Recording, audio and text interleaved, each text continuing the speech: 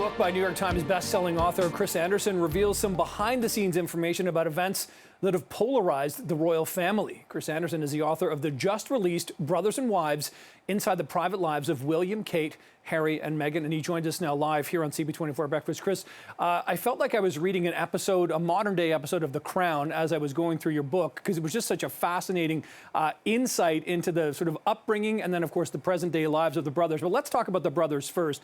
So much of their lives, of course, was impacted by Diana, Charles, the rifts, the fights, the media, the publicity. The die was kind of cast with both of them, you know, for so long growing up that their lives were almost going to lead this way, wasn't it?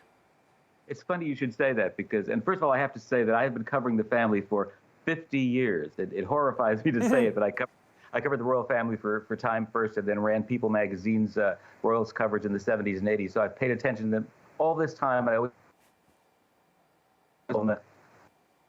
running soap opera.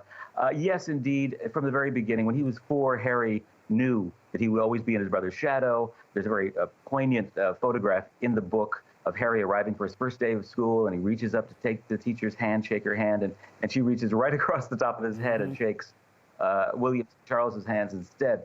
You know, the whole heir and the spare dynamic was doomed to failure from the start. I mean, unless you're willing to be completely subjugated to someone else and live your life in the shadow of someone else, Harry hasn't always been willing to do that. And there were all those scandals, you may recall, when Harry was caught smoking pot and when he made that horrible mistake of wearing a Nazi to a costume party, photographed nude with a girl in a Las Vegas hotel room.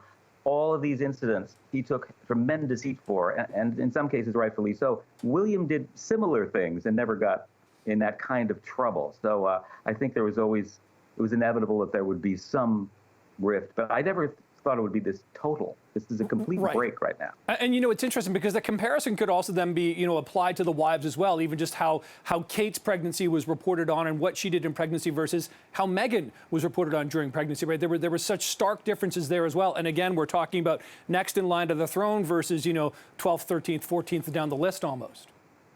Precisely. And you know, one of the bombshells, if that's the right word in the book, is that I've managed to trace back this supposedly racist comment made by a member of the royal family that was referred to in Oprah, where what I discovered was that, in fact, Prince Charles, very innocently, around the time of the engagement was announced between Harry and Meghan, you know, it's like, look, I'm a grandfather, and like any grandfather, he was speculating on what these two marvelous-looking people, what their children would look like.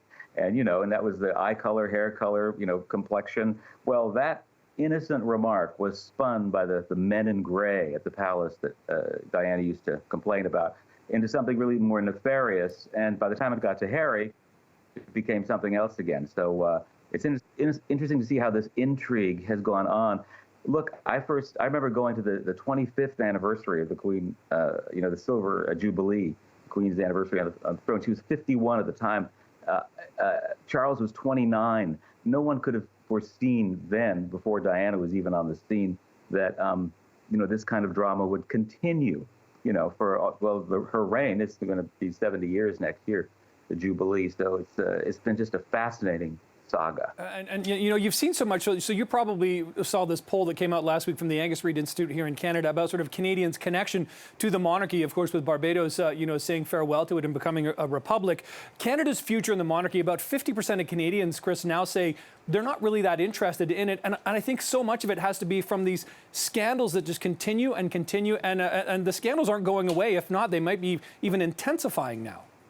Exactly. Look at the crossroads that the Queen is at. I mean, she's been through 14 American presidents, 14 British prime ministers, 7 popes, and now she's got stuck with the, you know, the pandemic, Brexit, Andrew's problems.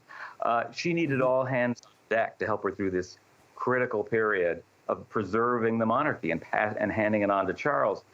She did not need this kind of chaos that she's been handed. By the way, from the standpoint of Charles, I mean, look, it's the personal popularity of the Queen that's kept her, you know, the monarchy alive.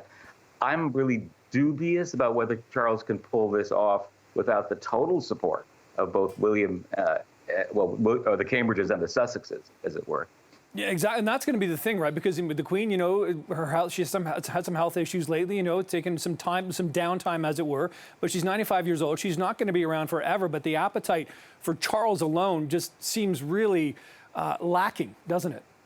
Oh, absolutely. All the polls still show in Great Britain that 2/3 of the British people would much rather have William and Kate on the throne. And don't forget, Charles is going to make Camilla queen. Everyone forgets that Camilla right now is the Princess of Wales, although no one dare call her that because of Diana's memory.